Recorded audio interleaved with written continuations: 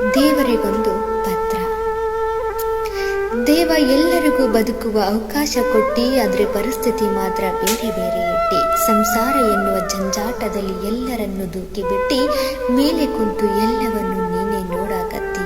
ಆದರೂ ನಮ್ಮ ಪರಿಸ್ಥಿತಿ ಹಿಂಗಾಯ್ತಿ. ಬಡವ ಶ್ರೀಮಂತ ಎನ್ನುವ ತಾರತಮ್ಯ ಇಟ್ಟಿ, ಮೋಜು ಮಸ್ತಿ ಮಾಡಂತ ದೊಡ್ಡವರಿಗೆ ಹಣ ಕೊಟ್ಟಿ. ಒಂದೊತ್ತಿನ ಊಟಕ್ಕೂ ಪರದಾಡುವ ಸ್ಥಿತಿ ತಂದಿಟ್ಟಿ, ನಮಗೆ ಮಾತ್ರ ಬಡವರನ್ನು ಹಣೆ ಪಟ್ಟಿ.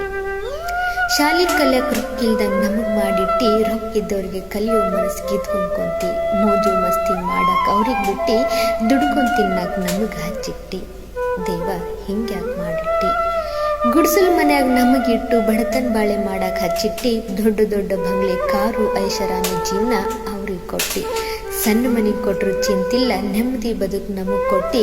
ದುಡಿದು ತಿನ್ನೋದ್ರಾಗಿರೋ ಮಜಾ ಬೇರೆ ಎಲ್ಲೂ ಇಲ್ಲಂತ ನಮಗೆ ನೀನೇ ತಿಳಿಸ್ಕೊಟ್ಟು. ದೇವ ನಿನಗೆ ನೀನೇ ಸಾಟಿ, ಆದರೂ ಹಿಂಗ್ಯಾಕೆ ಮಾಡಿಟ್ಟಿ? ಧನ್ಯವಾದ.